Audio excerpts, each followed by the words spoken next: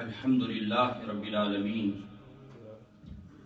والصلاة والسلام علی اشرف الانبیاء والمرسلین اما بعد فاعوذ باللہ من الشیطان الرجیم بسم اللہ الرحمن الرحیم وَأَتِمُّوا الْحَجَّ وَالْعُمْرَةَ لِلَّهِ صدق اللہ العظیم۔ قال اللہ تبارک و تعالی فی الکلام المجید فی شان حبیبہ ان اللہ وملائکتہ یصلون علی النبی یا ایھا الذین آمنوا صلوا علیہ وسلموا تسلیما۔ اللہم صل علی سیدنا و مولانا محمد معدن الجود والکرم وآلہ واصحابہ وبارک وسلم۔ الصلاۃ والسلام علیکہ یا سیدی یا رسول اللہ، الصلاۃ والسلام علیکہ یا سیدی یا حبیب اللہ، وعلی آلک واصحابک یا سیدی یا نبی اللہ۔ اللہ رب العزت کی توفیق اور اس کی عنایت سے جمعۃ المبارک کے اس بابرکت دن ہم اپنے خالق و مالک کی بارگاہ میں حاضر ہیں۔ دعا کیجیے اللہ رب العزت اپنے فضل و کرم سے اس حاضری کو قبول فرمائے اور زندگی کے آخری سانس تک وہ اپنی چوکھٹ پر سر جھکانے کی توفیق عطا فرمائے۔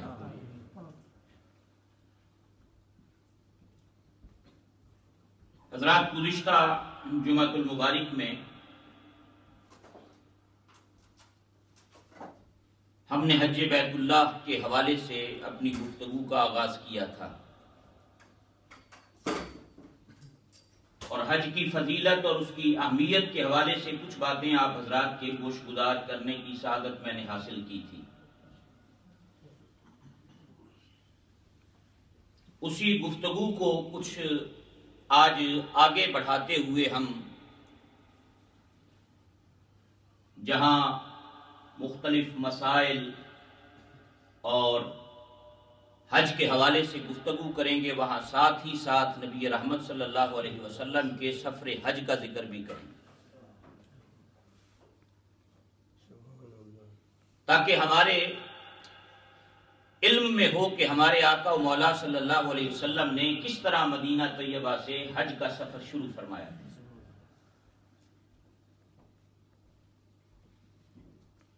حضرات، حج 9 ہجری میں فرض ہوا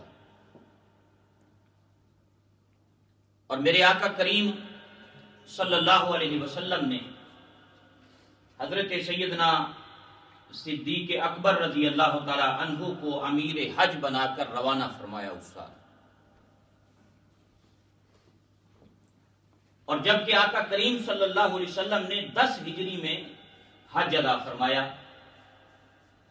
جو آپ صلی اللہ علیہ وسلم کی حیات ظاہری کے اندر جسے آخری حج ہم کہتے ہیں، اور اس حج کے بعد پھر حضور کریم صلی اللہ علیہ وسلم کا اس دنیا سے وصال مبارک ہوا۔ تو پہلا جو حج تھا وہ 10 ہجری کے اندر نبی کریم صلی اللہ علیہ وسلم نے ادا فرمایا، اور اس سے پہلے آپ نے 9 ہجری میں جب یہ فرض ہوا تو سیدنا صدیق اکبر رضی اللہ تعالی عنہ کو امیر حج بنا کر سرکار نے روانہ فرمایا، اور پھر حضرت علی المرتضیٰ کو بھی بھیجا ساتھ، اور سورہ برات کی جو آیتیں نازل ہوئی تھی وہ فرمایا کہ یہ پڑھ کر سناؤ اور پھر اعلان کرتے جاؤ کہ آئندہ سال سے یعنی 10 ہجری سے کسی مشرک کو بیت اللہ کی طرف آ کر حج کی اجازت نہیں ہوگی۔ اس سال سیدنا صدیق اکبر جب تشریف لے گئے اور آپ نے ساتھ آپ کے حضرت علی المرتضیٰ کو بھی سرکار نے بعد میں بھیجا ساتھ، اس موقع پر یہ اعلان بھی ساتھ ساتھ کیے گئے کہ آج سے کسی مشرک کو بیت اللہ میں حج کی اجازت نہیں، آج سے کوئی کعبہ کے اندر آ کر ننگا طواف نہیں کرے گا، کیونکہ ان کی جاہلانہ مشرکانہ جتنی رسومات تھیں ان سب کو اس سال اعلان کر کے ان سب کا خاتمہ کر دیا۔ یہ 9 ہجری میں جب حج فرض ہوا تو حضور کریم صلی اللہ علیہ وسلم نے اس موقع پر حضرت علی کو قرآن کی آیتیں دے کر ساتھ یہ اناؤنسمنٹ کروائی اور لوگوں میں یہ بات ہو گئی۔ پھر 10 ہجری میں حضور کریم صلی اللہ علیہ وسلم نے حج ادا فرمایا۔ محدثین کہتے ہیں کہ تاخیر میں ایک سبب یہ بھی تھا کہ 9 میں فرض ہوا تو 9 میں ہی کیوں نہیں سرکار تشریف لے گئے، آپ 10 میں کیوں گئے؟ محدثین یہ بات یہاں بیان فرماتے ہیں کہ چونکہ مشرکین نے حج کی تاریخوں کے اندر رد و بدل کر رکھا تھا، اور 10 جو ہجری تھی اس میں حج کی تاریخیں اور دن بالکل عین وہ صحیح مقام اور اپنے حساب سے اپنے وقت مقررہ پر آ چکے تھے، اور اس لیے امام الانبیاء علیہ السلام نے اس سال حج ادا فرمایا۔ وہ جو رد و بدل تھا وہ لوٹ کر اپنی اصل حالت کے اوپر اس وقت آ چکا تھا۔ تو حضور کریم صلی اللہ علیہ وسلم نے اس موقع پر آپ نے حج ادا فرمایا۔ گزشتہ جمعۃ المبارک میں نے آپ حضرات کی خدمت میں عرض کیا تھا کہ یہ 3 مہینے جو حج کے ہیں، جس میں شوال کا مہینہ ہے، ذیقعدہ کا ہے اور ذوالحجہ کے 10 دن ہیں، یہ حج کے مہینے ہیں کہ روئے زمین پر کسی بھی جگہ سے بندہ احرام باندھتا ہے حج کا، وہ ان دنوں میں حج کے لیے سفر جو ہے وہ شروع کر سکتا ہے۔ حضور کریم صلی اللہ علیہ وسلم نے، امام ابن اسحاق لکھتے ہیں کہ ذیقعدہ کے مہینے میں آپ نے حج کا ارادہ فرمایا اور اس کی تیاری شروع فرمائی۔ ذیقعدہ کا جب مہینہ آیا 10 ہجری کے اندر تو میرے آقا کریم صلی اللہ علیہ وسلم نے خود بھی تیاری فرمائی اور لوگوں کو بھی حکم دیا کہ اس سال میں خود حج کے لیے جاؤں گا، لہذا جس نے چلنا ہے وہ تیار ہو۔ تو ذیقعدہ کے مہینے میں سرور عالم صلی اللہ علیہ وسلم نے اس کا اعلان فرمایا۔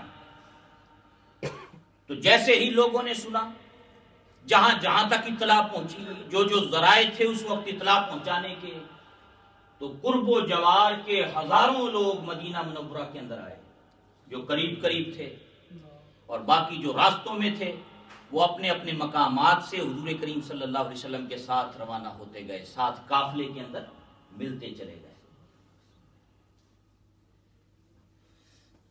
میرے آقا کریم صلی اللہ علیہ وسلم نے مدینہ منورہ سے اپنا سفر شروع کیا۔ 25 تاریخ تھی ذیقعدہ کی، ہفتے کا دن تھا۔ اس سے ایک دن پہلے یعنی جمعہ کا جو دن تھا، حضرت جابر رضی اللہ تعالیٰ عنہ فرماتے ہیں اس دن حضور کریم علیہ السلام نے ہمیں خطبہ دیا، اور اس خطبے میں حضور نے حجاج کے لیے میقات کی نشاندہی فرمائی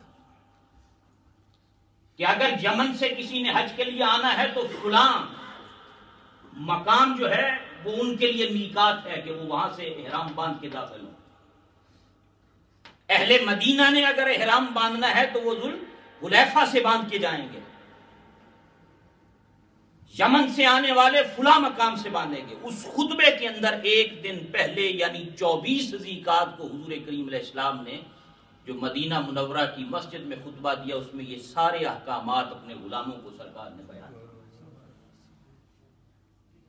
اور صحابہ کہتے ہیں کہ روانگی سے پہلے حضور کریم علیہ السلام نے حضرت ابو دجانہ کو مدینہ منورہ کا امیر مقرر فرمایا کہ چونکہ اہل مدینہ اس وقت حج کے لیے جا رہے ہیں، میں خود بھی جا رہا ہوں، ہمارے بعد جب تک ہم لوٹ کے نہ آئیں مدینہ منورہ کی عمارت اور یہاں کی نگرانی تمہارے ذمہ ہو۔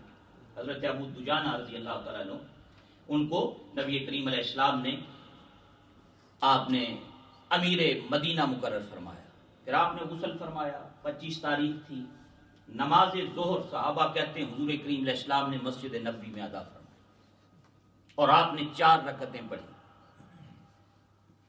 اور ظہر پڑھ کر پھر آقا کریم علیہ السلام نے اپنا سفر شروع کیا مدینہ منورہ سے، مسجد نبوی سے۔ سرور عالم صلی اللہ علیہ وسلم کے ساتھ غلاموں کی ایک بڑی تعداد تھی، امہات المومنین آپ کے ساتھ تھیں، اہل بیت آپ کے ساتھ تھے، مسلمانوں کی صحابہ کی بڑی جماعت آپ کے ساتھ تھی۔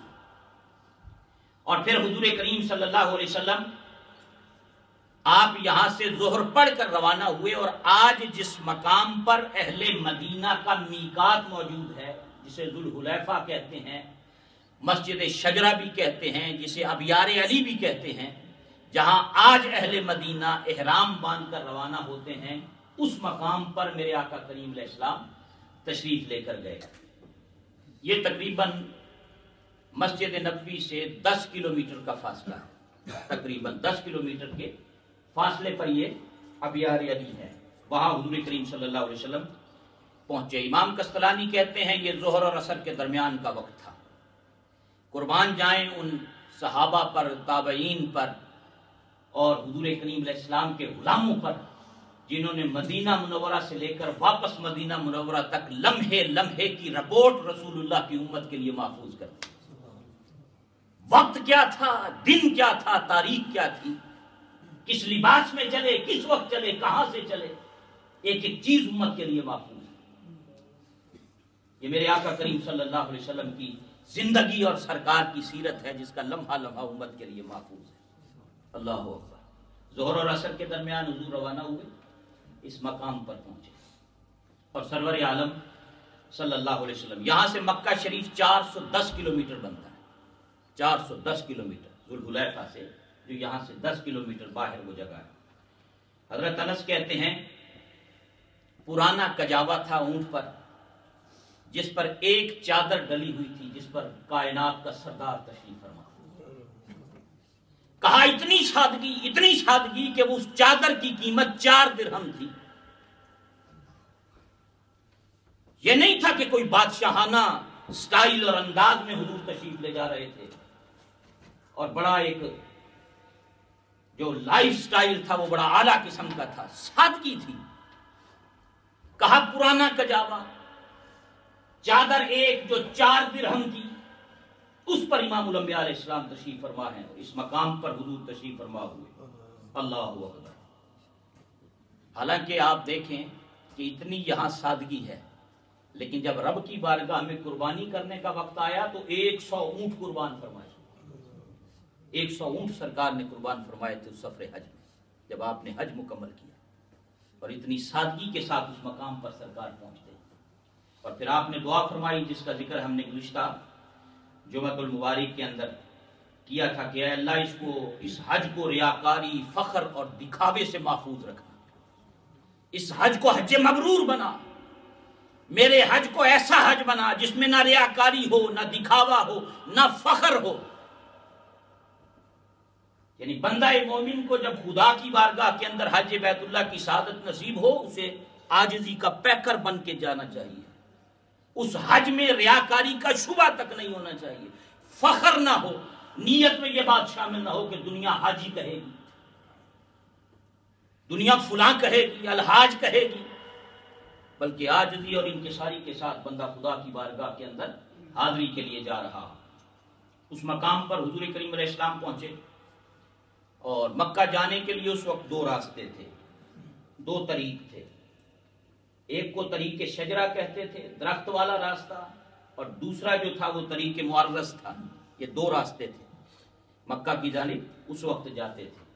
اور میرے آقا کریم صلی اللہ علیہ وسلم کا یہ معمول مبارک ہے، جب جاتے تو شجرہ والے درخت والے راستے سے جاتے، اور جب واپس آتے تو معرض والے راستے سے واپس آتے۔ جاتے ہوئے ایک راستہ، آتے ہوئے دوسرا راستہ آپ اختیار فرماتے۔ اور یہ معرض والا راستہ وہ تھا جس میں ذوالحلیفہ والا مقام پھر آتا ہے درمیان میں ساتھ، کہ حضور جب تشریف لاتے، رات کا وقت ہوتا تو اسی مقام پر قیام فرماتے، اور صبح کے اجالے میں مدینہ منورہ میں داخل ہوتے، دن کے اجالے میں۔ کبھی رات میں سرکار مدینہ منورہ میں تشریف نہیں لائے، جب بھی آئے دن کے اجالے میں آئے، اور اس مقام پر حضور رات بسر کرتے، جو اہل مدینہ کا آج میقات ہے۔ اور پھر جب حضور اپنی سواری پر بیٹھتے اور صبح کے وقت روانہ ہوتے، جیسے ہی مدینے کی در و دیوار پہ نظر پڑتی، آپ اپنی سواری کو تیز فرماتے۔ مدینے سے محبت کا اظہار، یہ آج جو اہل ایمان کے دل مدینے کی طرف کھنچتے ہیں، اس کا کوئی سبب ہے، اس کا کوئی ریزن ہے۔ یہ رب نے بٹھائی ہے مدینے کی محبت، جو حضور کریم صلی اللہ علیہ وسلم کے خود اپنے عمل مبارک سے ظاہر ہوتی تھی، کہ آپ سواری کو تیز فرماتے، جیسے ہی مدینے کے در و دیوار نظر آتے سواری تیز فرما دیتے۔ اللہ بڑی محبت تھی سرکار کو مدینے سے۔ اور میں نے آپ کو عرض کیا تھا نا کہ جب ہجرت کر کے مکہ سے روانگی ہوئی تو یہ دعا کی تھی کہ جو جگہ مجھے پسند تھی میں وہاں رہتا تھا، اب مجھے اس جگہ بھیج جسے تو پسند کرتا ہے۔ اللہ اکبر۔ تو پتہ لگا یہ وہ خطہ سرزمین ہے جو اللہ کو بھی پسند ہے۔ یہ کس قدر خوش نصیب زمین کا وہ ٹکڑا ہے جسے رب نے اپنے حبیب کی آخری آرام گاہ کے لیے پسند کیا۔ اللہ کے حبیب ہیں، رب نے اپنے حبیب کے لیے جس روئے زمین کے ٹکڑے کو پسند کیا ہے وہ کس قدر عرفہ والا ہے، برکتوں والا ہے۔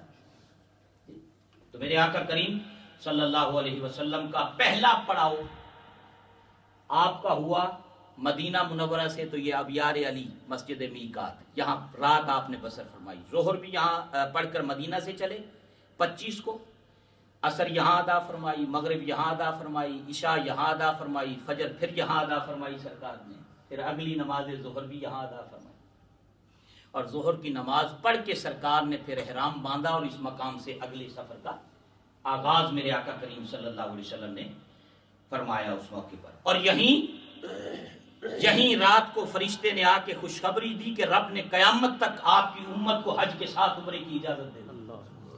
چونکہ مشرکین مکہ حج کے مہینوں میں عمرہ کرنے کو ناجائز تصور کرتے تھے، ان کے ہاں یہ رواج ہی نہیں تھا ان مہینوں کے اندر عمرے کرنے کا،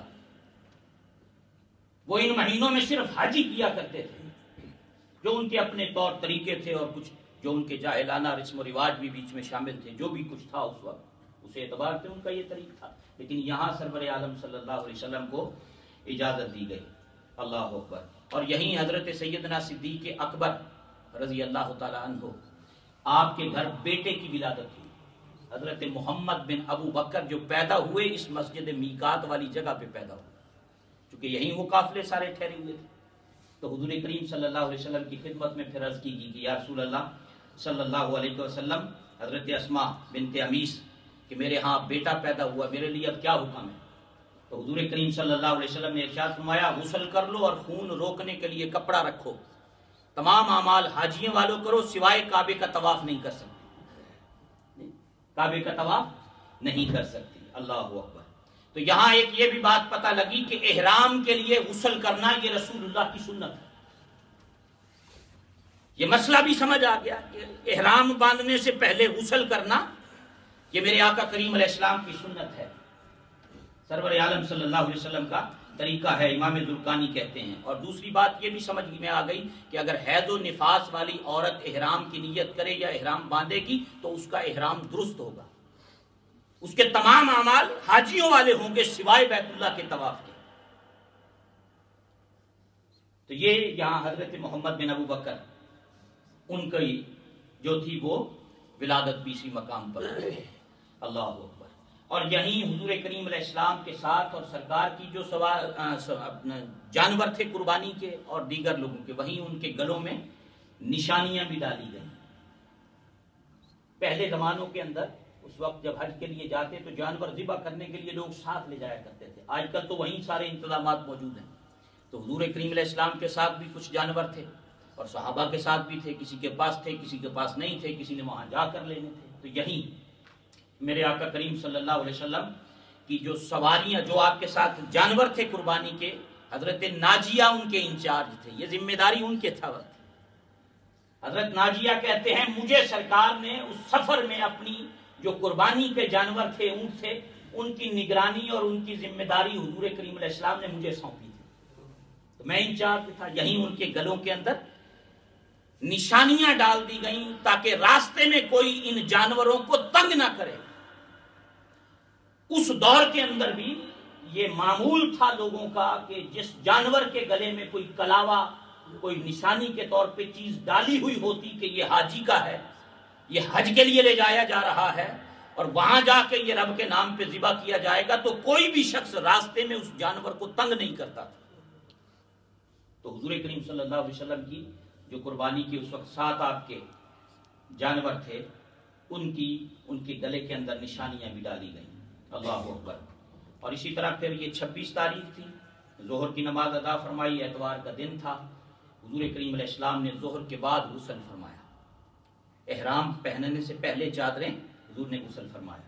حضرت زید بن ثابت کہتے ہیں میں نے دیکھا حضور نے اپنی قمیض اتاری، مجھے حضور کے جسم کی زیارت اس نے نصیب کی. اللہ، میں نے حضور کی پشت دیکھی، حضور نے قمیض مبارک اتاری اور سرکار نے غسل فرمایا. امام ترمذی نے اس حدیث پاک کو نقل کیا. غسل کرنے کے بعد سیدہ عائشہ صدیقہ رضی اللہ تعالیٰ عنہا آپ فرماتی ہیں کہ مجھے یہ شرف نصیب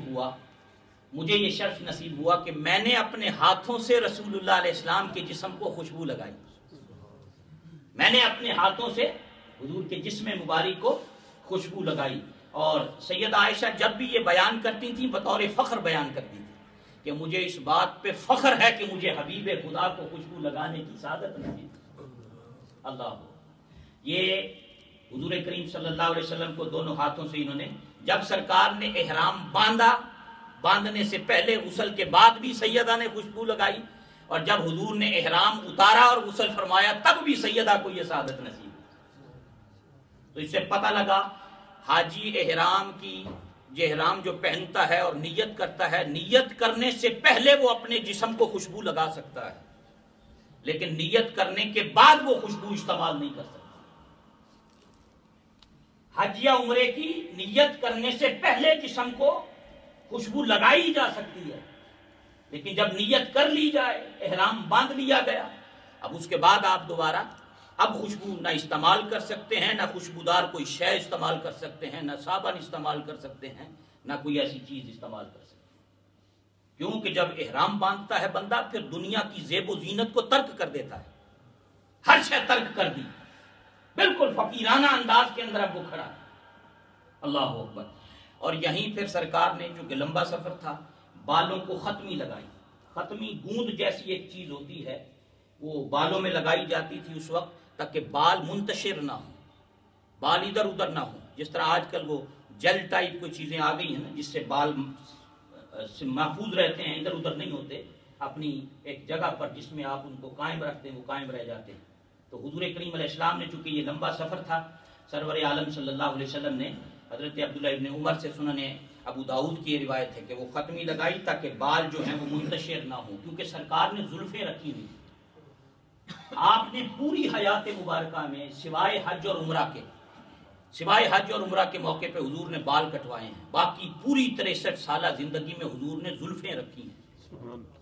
سرکار کی زلفیں تھیں یا تو اس کانوں کی لو کے برابر یا نصف کان کے برابر، اور زیادہ سے زیادہ اتنی لمبی ہوتی کہ یہ شانوں اور کندھوں کو آ کے ٹچ کرتی تھی. اس سے زیادہ بال رکھنے کی لمبی اجازت نہیں ہے. سنت یہی ہے کہ زیادہ سے زیادہ بال اتنے لمبے ہوں کہ آپ کے ان کندھوں کو ٹچ کر سکیں. تو سرکار نے زلفیں رکھی ہوئی تھی اور آپ کی مبارک زلفیں تھیں، کنڈل والی زلفیں تھیں. سبحان اللہ، کنڈل والی زلفیں تھیں وہ، اور درمیان سے مانگ نکالتے تھے، درمیان سے مانگ نکالتے اور آپ کی مبارک زلفیں اور تیل آپ سرکار سرور عالم صلی اللہ علیہ وسلم ان کو لگایا کرتے تھے. تو آپ نے وہ بالوں کو ختمی لگا کر ان کو چپکایا تاکہ وہ منتشر نہ ہوں. پھر 2 چادریں آپ نے اس موقع پر آپ نے پہنی، اور پوچھا گیا کہ یا رسول اللہ صلی اللہ علیہ وسلم، کسی نے اس موقع پہ آپ سے سوال کیا کہ جو محرم ہوتا ہے یہ کون کون سے کپڑے استعمال نہیں کر سکتا؟ تو حضور کریم صلی اللہ علیہ وسلم نے اس موقع پر ارشاد فرمایا سرور عالم صلی اللہ علیہ وسلم نے کہ وہ قمیض، امامہ، شلوار، دستانے، ٹوپی اور موزے نہیں پہن سکتا. وہ 2 انسلی 2 چادریں، ساتھی چادریں سفید جو سرکار کی سنت ہیں وہ استعمال کر سکتا ہے، ایک بطور تہبند اور دوسرا ایک اوپر ڈالتا ہے. اللہ اکبر، کتنی سادگی ہے. حضرات یہ جو لباس ہے نا، یہ بندہ اللہ کے گھر کی زیارت کے لیے جاتے ہوئے سے زیب تن کرتا ہے. گویا یہ 2 چادریں پہن کر وہ اس بات کا اعلان کر رہا ہوتا ہے کہ میں نے اپنے رب کی خاطر ہر قسم کی زینت کو ترک کر دیا ہے، اور میں اس لباس میں تیری بارگاہ میں آ رہا ہوں جس لباس میں کسی مردے کو قبر میں اتارا جاتا ہے. ان سفید چادروں کے اندر تیرا بندہ تیری بارگاہ میں آ رہا ہے. میں ہر قسم کی زیب و زینت کو ترک کر کے عاجزی کا پیکر بن کے تیری بارگاہ میں معافی مانگنے کے لیے آ رہا ہوں. تو مہربانی کرنا میرے اس سفر کو قبول کر لے. اللہ اکبر. حضرات یعنی یوں سمجھ لیں کہ احرام باندھتے ہی حاجی کی حالت ایسے ہو جاتی ہے جیسے ایک روزہ دار کی ہوتی ہے. روزہ دار کی حالت ہے۔ بہت سی اب یہ 2 چادریں نیت اس نے کرنی ہے، نیت کی حج یا عمرہ کی، 2 چادریں پہنی، اب اس کی کیفیت، اب اس کی حالت اس طرح ہو گئی جیسے ایک روزہ دار کی۔ اب بہت سی جائز چیزیں اس کے لیے ناجائز ہو گئی، نیت کرتے ہی کچھ کام اس کے لیے جائز تھے اب وہ ممنوع ہو گئے، اب وہ کام نہیں کر سکتا۔ جس طرح روزہ دار روزے کی نیت کرنے کے بعد نہ کھا سکتا ہے نہ پی سکتا ہے، جو چیزیں تھوڑی دیر پہلے اس کے لیے کھانا حلال تھیں اب اس کے لیے ممنوع ہو گئی۔ اب اسی طرح احرام باندھتے ہی بہت ساری چیزیں اس کے لیے جائز تھیں اب وہ ناجائز ہو گئی، گویا ایک کیفیت ایسی اس پر طاری ہوئی جیسے روزے دار کی ہے۔ اللہ اکبر حضرات، اور یہی معنی احرام کا ہے۔ احرام کہتے ہیں معنی ہے حرام کرنا۔ جب وہ نیت کر لیتا ہے تو وہ احرام کی حالت میں آ جاتا ہے۔ مجازن ہم احرام کپڑے کے 2 جو چادریں ہیں ان پر بھی ہم اس کا لفظ کا اطلاق کرتے ہیں اور استعمال کرتے ہیں، لیکن یہ ایک کیفیت، یہ ایک حالت ہے جو ان چادروں کو پہننے کے ساتھ نیت کرتے ہی اس کے اوپر طاری ہو جاتی ہے۔ اللہ اکبر۔ حضرت عبداللہ ابن عمر رضی اللہ تعالیٰ عنہ فرماتے ہیں کہ حضور کریم صلی اللہ علیہ وسلم نے اسی مسجد ذوالحلیفہ کے اندر 2 رکعتیں ادا فرمائیں۔ احرام باندھ کر جو حاجی آج 2 رکعتیں پڑھتے ہیں احرام کی، یہ بھی رسول اللہ صلی اللہ علیہ وسلم کی سنت ہے۔ حضور نے اس مسجد کے اندر 2 رکعتیں ادا فرمائیں اس موقع پر۔ امام بخاری رضی اللہ تعالیٰ عنہ اس روایت کو نقل فرماتے ہیں۔ پہلی میں سورہ کافرون پڑھی، دوسرے میں سورہ اخلاص پڑھی، وہ 2 رکعتیں سرکار نے پڑھی۔ اور پھر میرے آقا کریم صلی اللہ علیہ وسلم نے جب نوافل سے فارغ ہوئے تو آپ نے پھر نیت فرمائی اور پھر بلند آواز سے 3 مرتبہ تلبیہ پڑھا، لبیک اللہم لبیک لبیک لا شریک لک لبیک ان الحمد والنعمت لک والملک لا شریک لک۔ صحابہ کہتے ہیں وہاں بیٹھ کر سرور عالم صلی اللہ علیہ وسلم نے نیت فرمائی، نوافل پڑھے، نیت فرمائی، نیت فرما کر پھر میرے آقا کریم علیہ السلام نے یہ تلبیہ پڑھا۔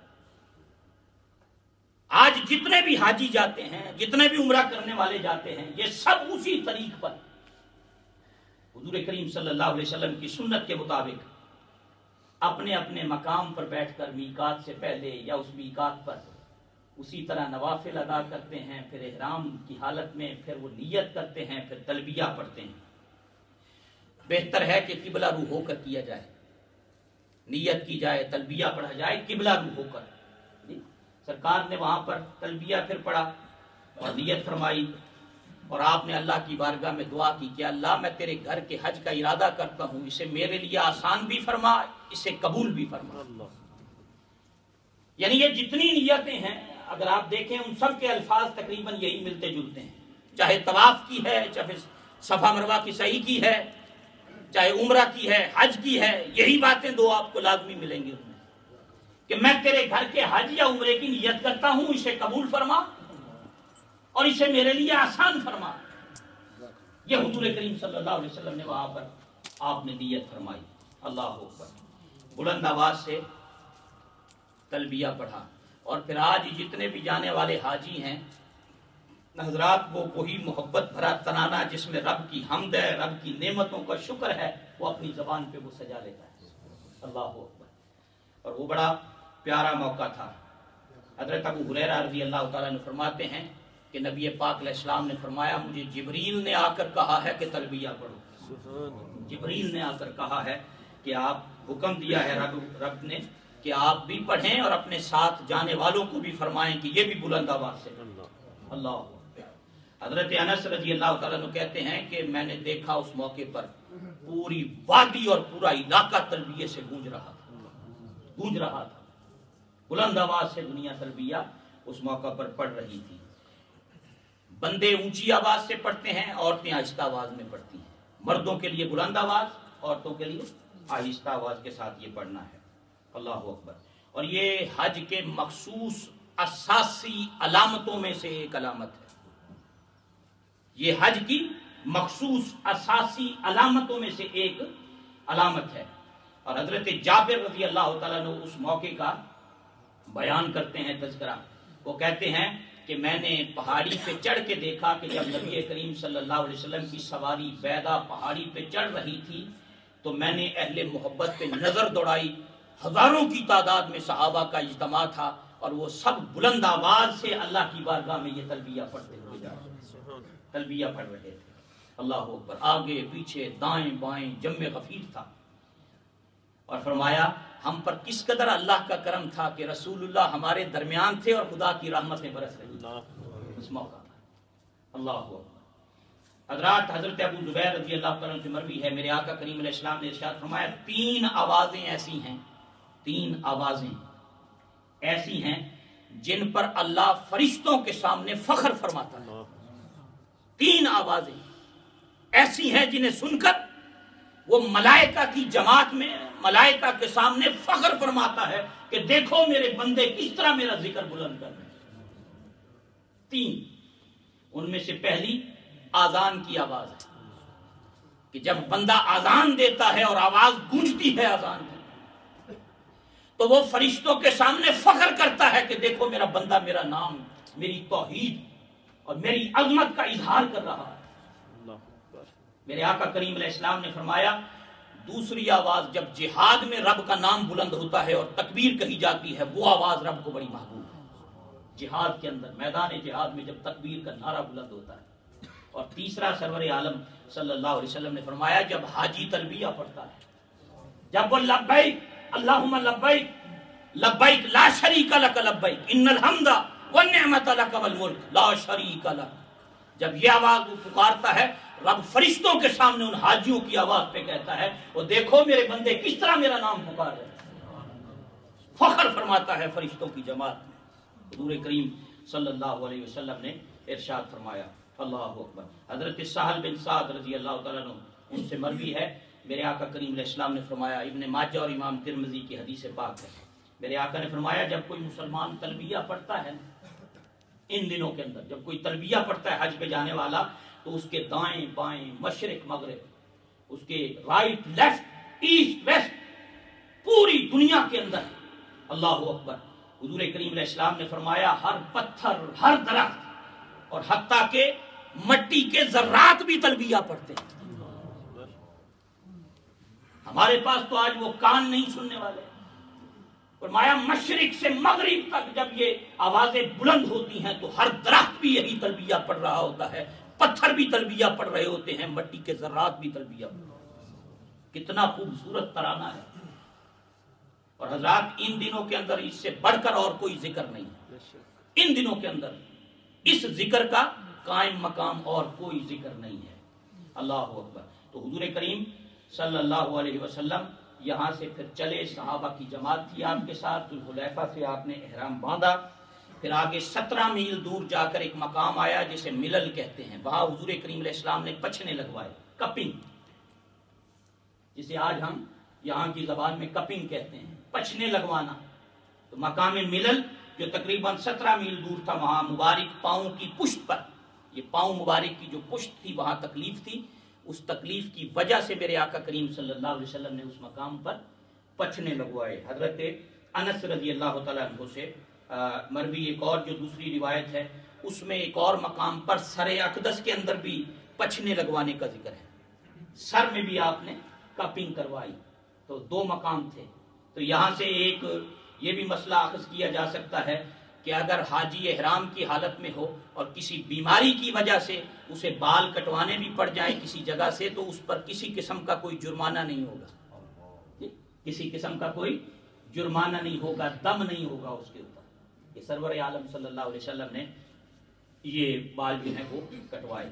اور پھر میرے آقا کریم علیہ السلام نے مقام روحہ پر قیام کیا، یہ 74 میل 74 مائلز دور تھا مدینہ منورہ سے وہ مقام، وہاں حضور نے نماز ادا فرمائی، کچھ دیر کے لیے آپ وہاں پر ٹھہرے۔ اور علامہ اسقلانی نے فتح الباری میں لکھا نبی کریم صلی اللہ علیہ وسلم نے اس مقام کے بارے میں یہ ارشاد فرمایا مجھ سے پہلے یہاں 70 انبیاء نے نمازیں پڑھی، یہ وہ مقام ہے۔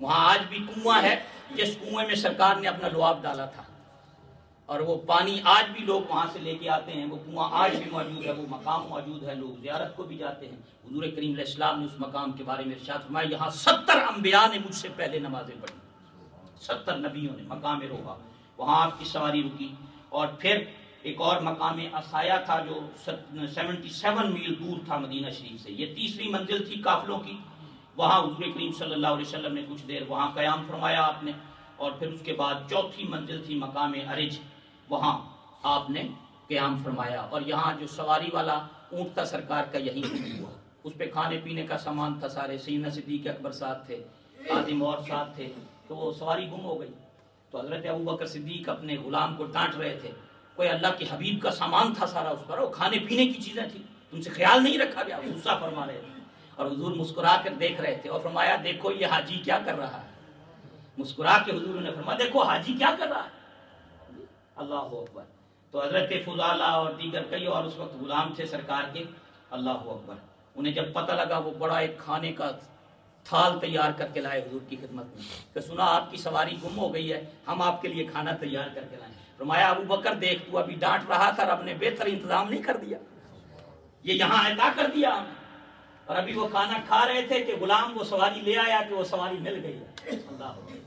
تو اس موقع پر حضرات محترم حضور کریم صلی اللہ علیہ وسلم کا یہ یہاں مقام عرج پر جو قیام تھا، یہاں پھر اس سے اگلی جو منزل تھی وہ 5ویں منزل تھی جسے مقام ابوا کہتے ہیں، یہ 288 کلومیٹر یا میل کے فاصلے پر یہ مقام تھا، نبی کریم صلی اللہ علیہ وسلم نے وہاں پر آپ نے قیام فرمایا، اور امام بخاری کی تحقیق یہ بھی تھی ایک ہرشا جگہ تھی، وہاں بھی سرکار نے نماز ادا فرمائی، اس کے پاس آپ نے نماز ادا فرمائی، اور اسی مقام کے بارے میں مسلم کی روایت ہے، امام مسلم نے صحیح مسلم میں روایت کی، اس جگہ جب حضور قیام فرما تھے تو آپ نے اس موقع پہ ارشاد فرمایا میں یونس علیہ السلام کو دیکھ رہا ہوں، وہ احرام پہنے ہوئے تلبیہ کہتے ہوئے حج کے لیے جا رہے ہیں، نگاہ نبوت دیکھ رہی، کہا میں یونس علیہ السلام کو دیکھ رہی، یہ مسلم کی حدیث پاک ہے، صحیح مسلم کی حدیث، کتاب الحج میں آپ پڑھ کے دیکھیں، آپ نے فرمایا میں یونس علیہ السلام کو دیکھ رہا ہوں، احرام باندھا ہوا ہے، حج کے لیے تلبیہ پڑھتے ہوئے جا رہا ہے۔ بہت سے نبیوں سے ملاقات راستے میں ذکر سرکار نے فرمایا، بہرحال انشاءاللہ باقی باتیں آئندہ جمعۃ المبارک میں کریں گے۔ اللہ رب العزت ہمیں بھی حرمین کی فضاؤں میں سانس لینا نصیب فرمائے، اللہ تعالی ہمیں بھی حرمین کی حاضری نصیب فرمائے، ہمارے جتنے بھی احباب جا رہے ہیں اللہ سب کا حج اور سب کا یہ سفر اپنی بارگاہ میں مقبول فرمائے، مبرور فرمائے، اور اللہ ہم سب کو بار بار حرمین کی حاضری نصیب فرمائے۔ وآخر دعوانا الحمدللہ رب العالمین۔